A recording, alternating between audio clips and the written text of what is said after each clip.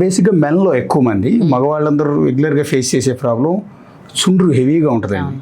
ఆ చుండ్రు కోసం రకరకాల డాండ్రఫ్ కంట్రోల్ షాంపూ అనగానే ఆ షాంపూలు అడ్వర్టైజ్మెంట్లు కూడా చూడండి, పెద్ద పెద్ద హీరోలను పెట్టి నీ జుట్టు రాలకుండా ఉండాలంటే డాండ్రఫ్ పోవాలి అంటే షారుఖ్ ఖాన్ కూడా చెప్తాడు. ఆ యాడ్లో తలట్లో దోగానే ఇట్లంతా పొట్టు పడుతూ ఉంటుంది. ఆ పొట్టు చూసి అమ్మాయి వెళ్ళిపోద్ది, లవర్ వదిలేసి వెళ్ళిపోద్ది.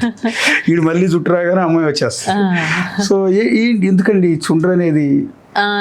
బేసిక్గా ఏంటంటే మనకి హెయిర్లో కొన్ని గ్లాండ్స్ ఉంటాయి, అవి మనకి హెయిర్కి ఆయిల్ ప్రొడ్యూస్ చేస్తూ ఉంటాయి.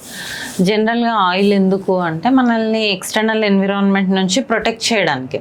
కానీ అది మనం స్కాల్ప్ సరిగ్గా క్లీన్ చేసుకోకపోవడం వల్ల, లేదు అంటే కొంతమంది too much of gels hair దీనికోసం అప్లై చేస్తూ ఉంటారు కదా, సెట్టింగ్ కోసం అప్లై చేస్తూ ఉంటారు. అట్లాంటివి చేసిన ఎక్సెసివ్ పొల్యూషన్కి వెళ్ళిన ఈ ఆయిల్ డస్ట్ని కూడా అట్రాక్ట్ చేసేసుకుంటుంది.